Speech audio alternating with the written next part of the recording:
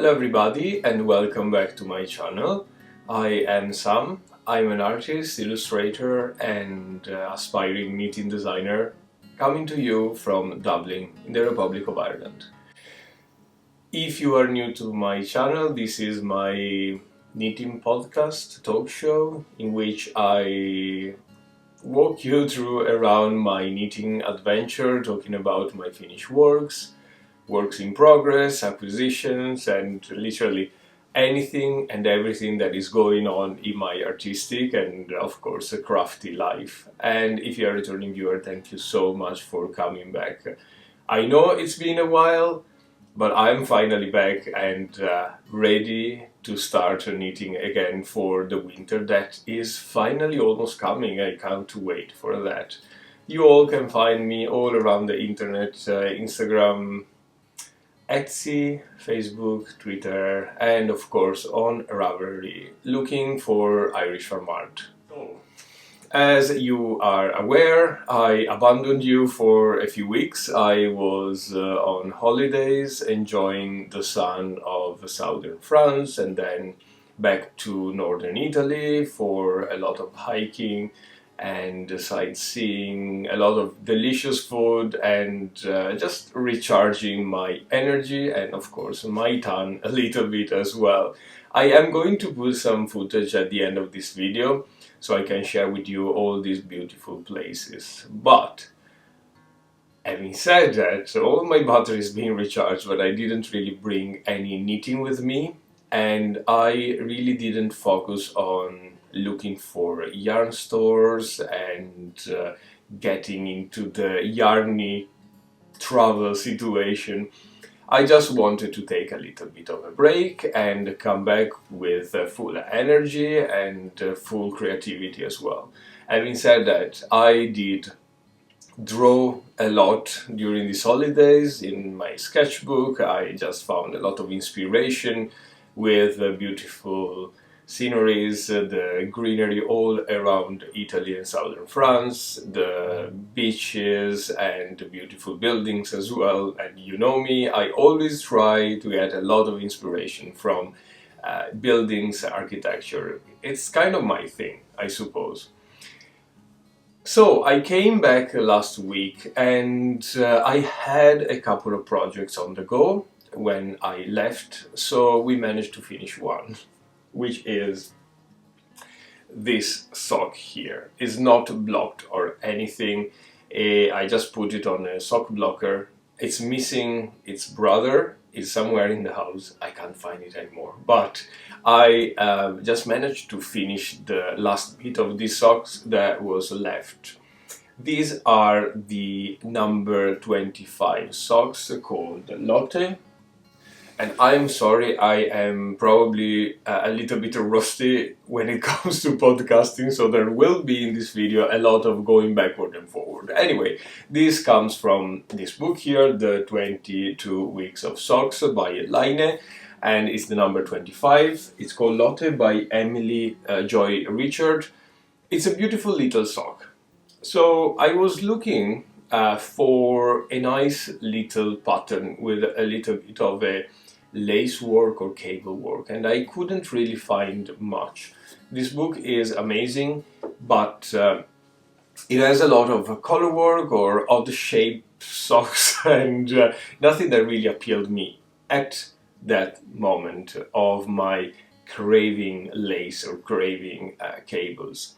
And this was kind of the only one that had something interesting going on.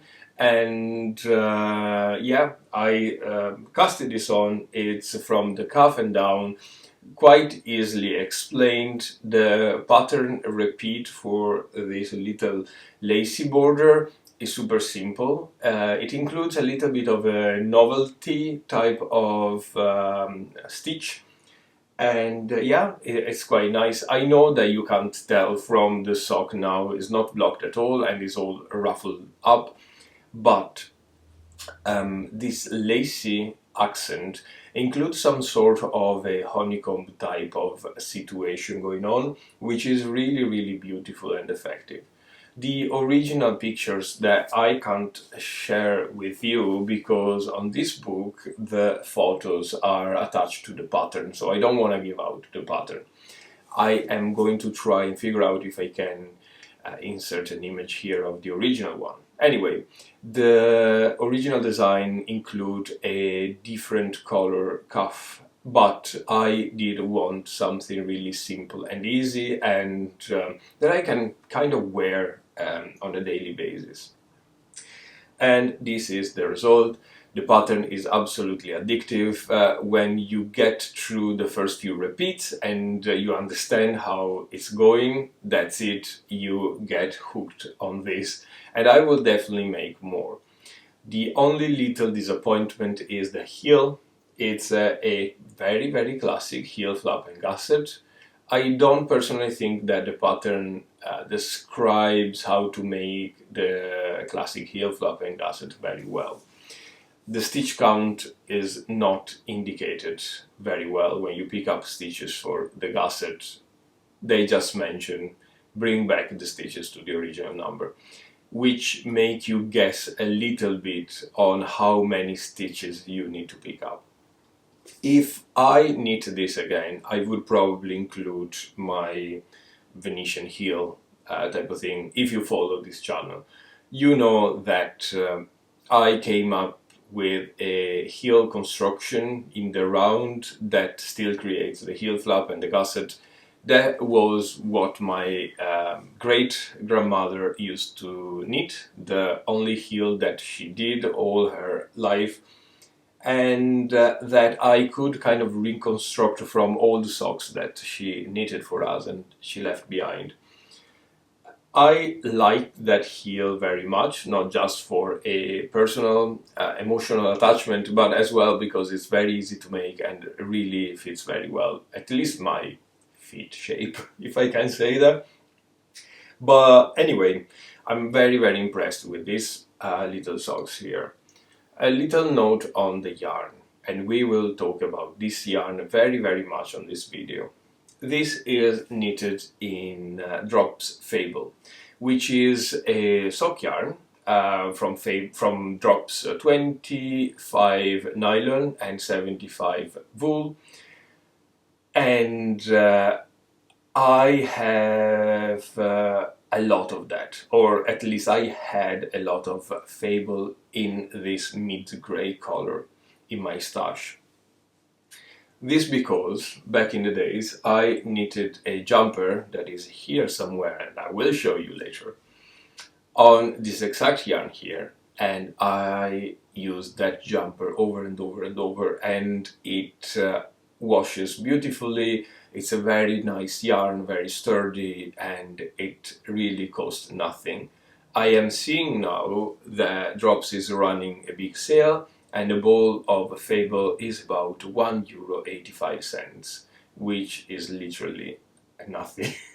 So, back in the days when I had my stash building, when I was in my stash building period, I was so in love with this jumper and I found it so cost effective and loving the fabric, loving the yarn, how it knits up and all of that, that I ended up buying a huge amount of Fable in this color. Why in this color? Just because, you know me, I love grays. 90% of my jumpers are gray, and yeah, I think it's the most useful color in my stash.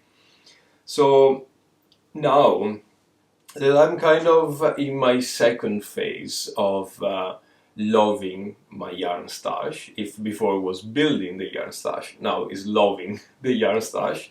This is to say that I'm not going to buy more yarn anytime soon. I want to get rid of all this huge amount of drops that during the years I just put together.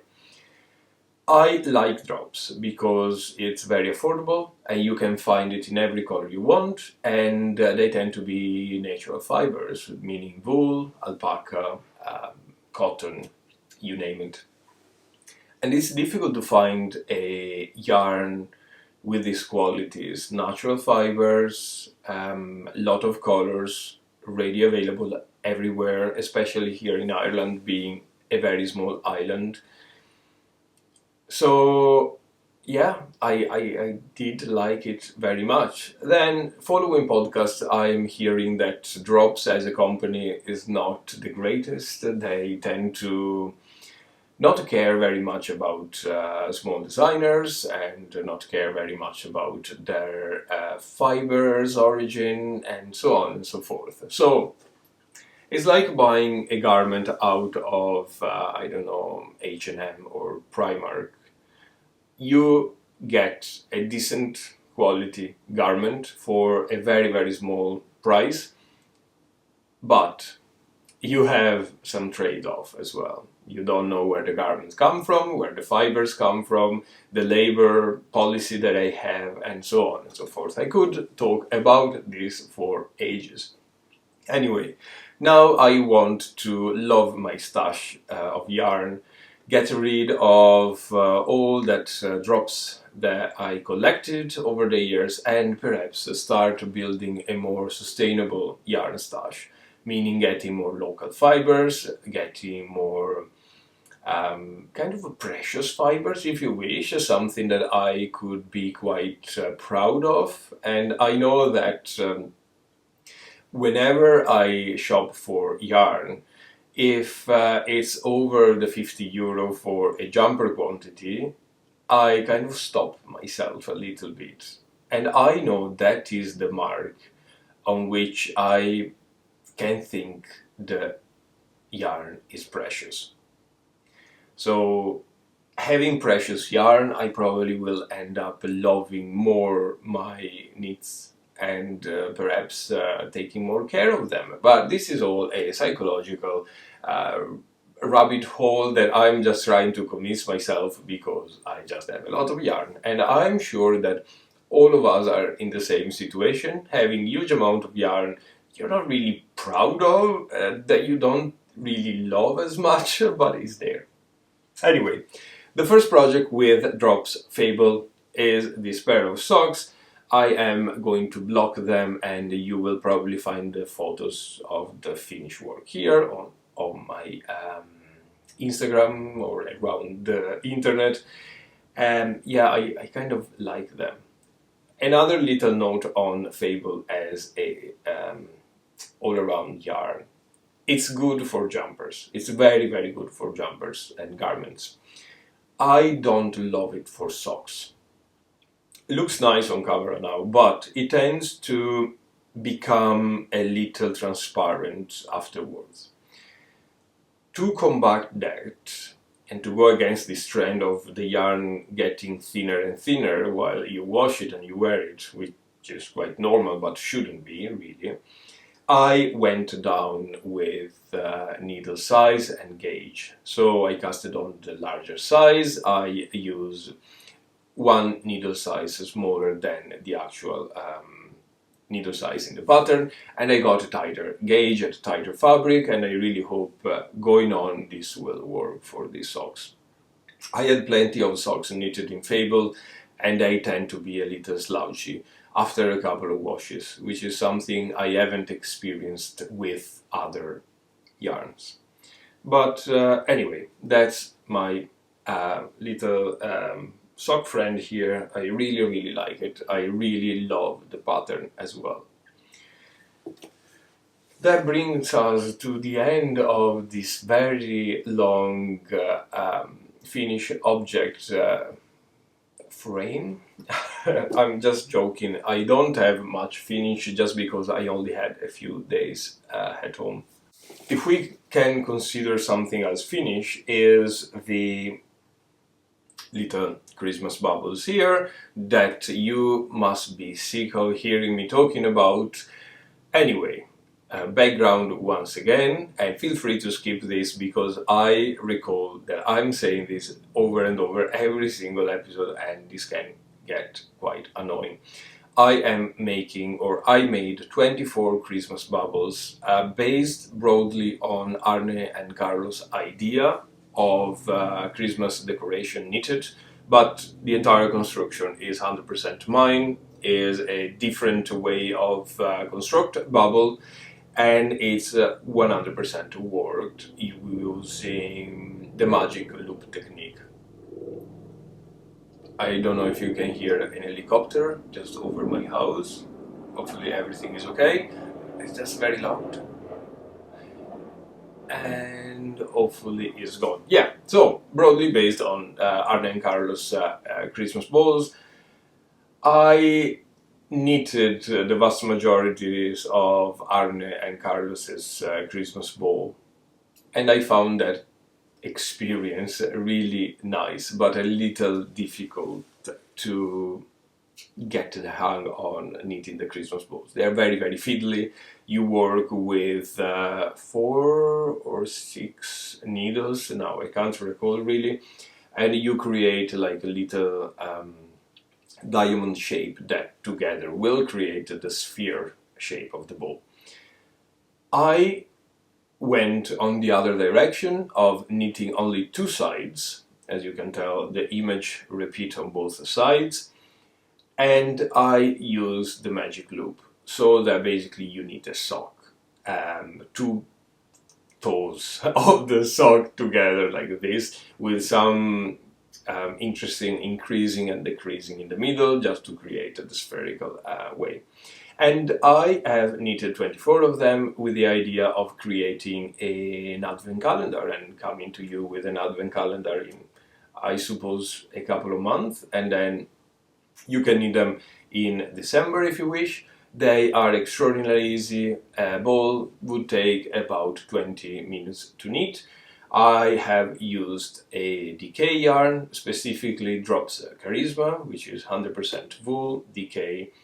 And yeah, I'm talking about this because this week, while I was back from holidays and looking around projects, I actually put the little hook or hoop, how do you call that, to hang them on the tree basically. And this is a very simple single chain made with a crochet hook using the same yarn. I crocheted 25 chain stitches and then thread it through the ball and secure it at the bottom so that the ball won't grow lengthwise at all, but everything stays nice and tight. I am considering rewashing them with the little hook. This because you can tell this lovely round shape because they have been washed and felted that tiny little bit that just brought all the fabric together. And this is the result. I'm very, very pleased with this. I really love them, and it's just that we are in the middle of September and I don't feel like my mental health and my neighbors would appreciate a giant Christmas tree peering from the window, so I can't wait to put them on the Christmas tree, this to say there. Anyway, this week I will go on and knit all of the hoops and attach them so they are ready. Take some pictures. The pattern has been tested and written down, so it's just ready to go. Just need to do some magic with Photoshop to put the pattern together quite nicely, put the pictures, and yeah, send it out to you guys if you would like to knit my first advent calendar project or knit-along. And I am planning to film a video for each of these balls, like the tradition of Arne and Carlos, and publish them over the Advent time so that we can celebrate together a little bit the Advent. As you can tell from my accent, that got really, really strong over the past 2 weeks being back home.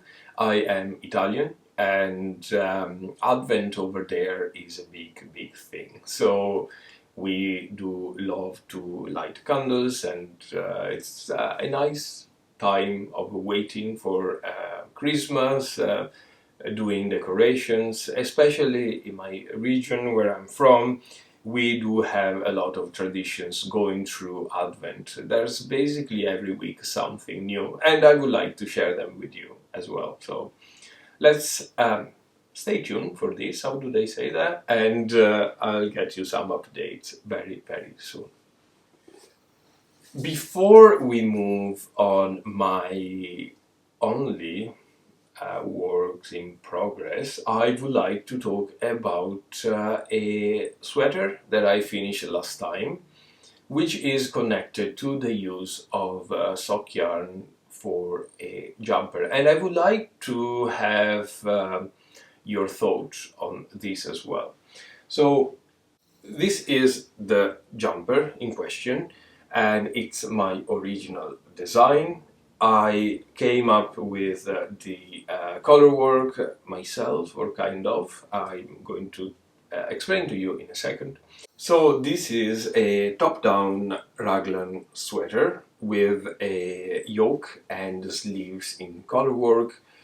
The color work itself comes from that jumper that my mom knitted when she was a teenager, I suppose, back in the 80s, 70s, 80s.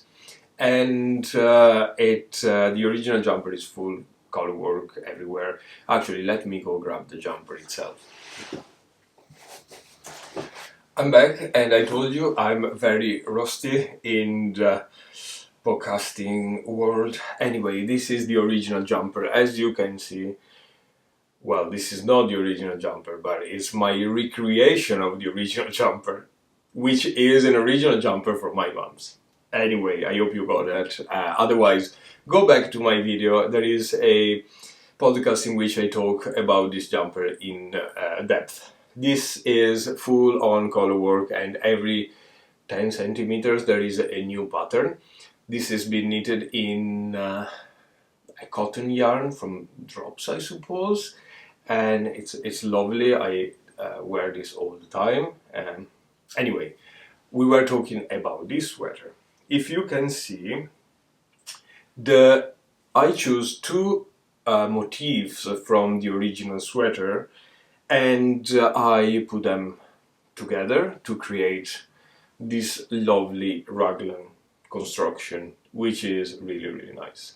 Anyway, this is going out for test knitters, and if you would like, stay tuned on my Instagram channel or around here somewhere. I will post one of those little stories or reels with a link to a Google form in which you can basically apply for test knits. So the important thing that I want to talk about is the yarn that I use.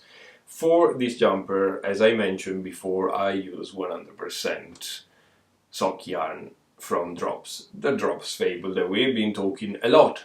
This because I had a previous jumper, which is this one here, knitted in Drops, and I have been using this sweater so much, and the fabric got even better with time.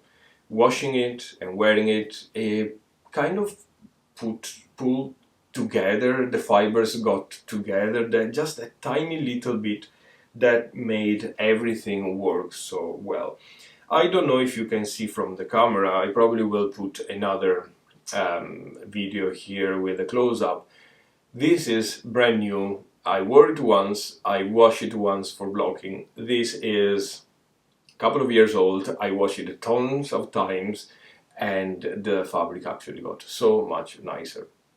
It's not itchy at all, although it preserves all the qualities of wool, and it's just amazing. And so this is the famigerate jumper that made me buy so much Drops fable. This is the Marius sweater number 5, I suppose. Well, anyway, it's the fingering weight Marius sweater from Sadness Garn. Just a classic drop shoulder with sticking construction, nothing crazy. It's just one of my favorite jumpers to wear. And because, of course, the design is nice, the fit is nice, but as well the fabric is just lovely. If I want something from a wool knitted jumper, is of course warmth, but it is as well being kind on the skin. I'm very sensitive to wool, and it's itchy, and I can't hide that. I'm a knitter, but at the same time I'm extraordinarily fussy about itchy yarns, which I know you won't agree with this probably. Anyway, it's a very good compromise. And yeah, so after I knitted this and I bought a lot of yarn, I got to knit this one, and now I have only a couple of balls left that I will probably keep in my stash because they are great as contrasting color for socks, for example, accessories, but as well if I am knitting another fingering weight jumper. Having that tiny bit of mid-gray yarn for an accent color or something like that really helps. So I'm very happy with the stash situation right now when it comes to this mid-gray fable. I still have so much fable in other colors, don't even get me started. Anyway, that was it. If you are interested in test knitting this pattern here, it's going to be up very soon. I've spoken a lot about this jumper in my previous podcast, but just to remind you a little bit about the feature, this is a bottom-down raglan jumper, with the raglan being constructed quite differently from any other raglan that I've seen around. The two creases on each shoulder actually meet at the top. This because I always find that down here on the armpit side, the fabric tend to be a little baggy with regular raglan constructions. So I wanted a way to get rid of the excess fabric here and create a nice shoulder cup. And modifying the rate of increasing is actually probably the way to go in order to get a better suitable, better fitting shoulder cup. The other thing that I included here, that I have included quite successfully in other designs of mine, is the scattering of short rows on the back of the jumper. I find that if you knit a sweater that is designed for a woman's body, the rate of short rows is perfectly fine for the shape of a feminine body, but it's kind of not fine or not suiting very well a male body, because we have different shapes, of course. And I found that scattering short rows all around the back of the yoke, that works quite well in order to get a better fitting in front, not to get anything baggy up here or on the shoulders. Anyway, that is basically it, and bust as well as being slanted just that tiny little bit to create a little bit of a shape on the chest itself. Everybody would love to have a perfect pyramid shape, triangular shape body. I'm not in the cohort of people, if I can say, but I can kind of achieve an illusion of that through my knitting, so happy days. Anyway, I'm saying that this is for a male body. This might be suitable for a female body as well. I just need to figure out where to put the short rows. For now, I think the pattern will come up on the male style, if you wish. A thing that I've done here that I'm not happy about is the centering of the pattern. If you can see the central star, it's a little off center, and I need to try and figure out the way to assign the beginning of the pattern a little bit further by size in order to get the star to center exactly the neck but that isn't an issue. It's just the way that I still very sillily, very uncarefully just started putting out the stitches for the shoulders. But anyway, that is it. We are done finally talking about finished works, and we have one only work in progress that you have seen previously as well. But I've made some progresses. This is my Marius number 6 and I'm checking from Sandnes Garn. It's a DK Marius, and I have just knitted the body and cast it off for the sleeves, and I am knitting a sleeve as well. Just started, more or less started. This is going very fast. It's extraordinarily easy. I know the Marius pattern by heart and it's great. I did want to get myself the classic Marius sweater, like the proper one. I don't know why I have tons of Mariuses. Marius is, I'll show you here, is this one. It's basically the classic Norwegian sweater. Marius, if I'm correct, was a skier that was very famous in the 50s and 60s over the Olympics, and he won, if I'm right, the Olympics in Cortina, which is a town very close where I am from. And the sweater became extraordinarily popular. Now Sandnes owns the rights to the pattern, and they make beautiful patterns. Every single of Sandnes pattern, I'm not paid by Sandnes, but every single of them fits me so well that I can't but knit more and more of their patterns. This specifically comes from Tema 68, which is this booklet here, that I got secondhand from eBay or somewhere like that. I find so difficult to get these booklets, so if you know about a place in Europe, it would be helpful, that sells these booklets, let me know, because it's my desire to buy them all. I only have 2, and I'm always looking for posts on social media rather than eBay, rather than yarn stores, if they have any of these. In English would be a plus, but if it's in Norwegian, I can eventually Google Translate everything. I really love their patterns. Anyway, talking about the yarn of this Marius sweater, it's another drops yarn. Same issue here. I am trying to knit with drops because I want to get rid of the enormous stash of drops that I have. By the way, if you are interested in looking at what's in my stash, I do have a video here that I'm going to try and link below, but as well I have my stash on Ravelry. I don't know if you're familiar with that, it's quite complicated, but if you go on my profile and you click on stash, you can see every yarn that I have.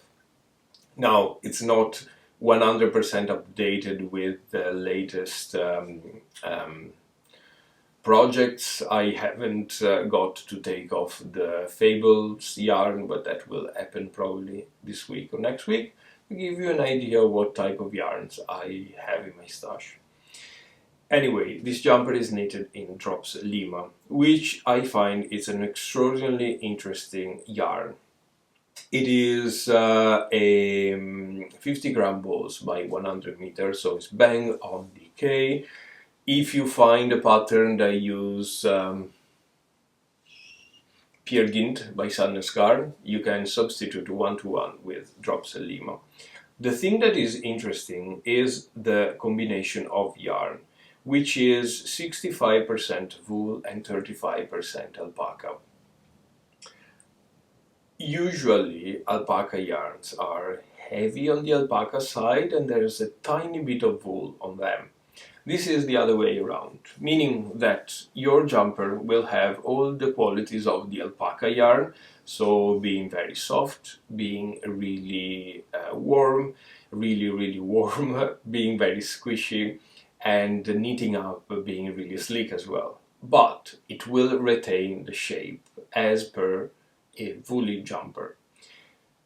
I absolutely love this type of yarn. If I have a complaint about this yarn, is that it's probably the way it's worked. I don't know, it's not super soft, or as far as I know, but it tends to be really, really slick on the needles, taking off a little bit of the pleasure of a more rustic yarn to knit up with.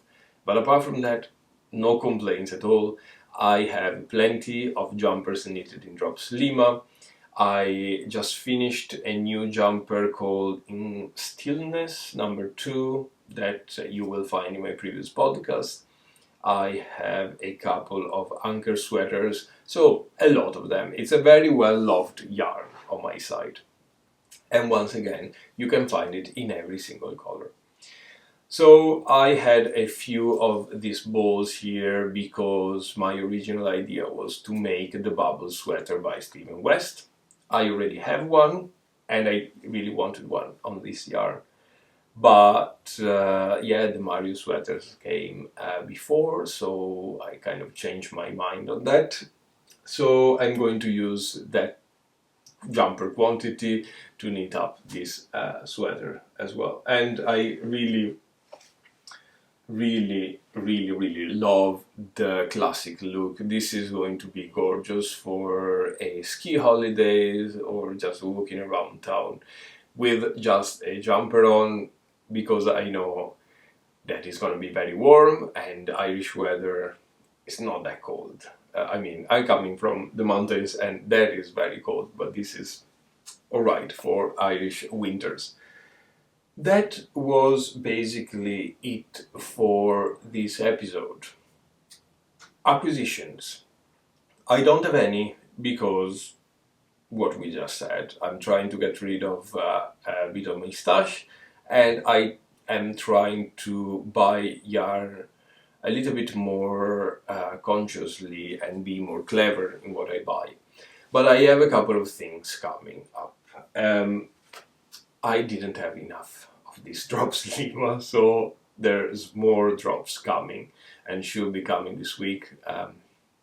I am ashamed of that. I'm trying to get rid of Drops Lima by knitting up a lot of my drop stash, and then this happens and I don't have enough yarn, so I have to buy more drops. But I was really mindful of buying only the balls that I need, so we have 4 balls to come on this color, and that's it. The other thing is finally, and I'm saying finally because it's been a long languished desire, I managed to place an order with Holstgarn, which is a Danish company that make that beautiful super soft wool in cones that I'm always talking about.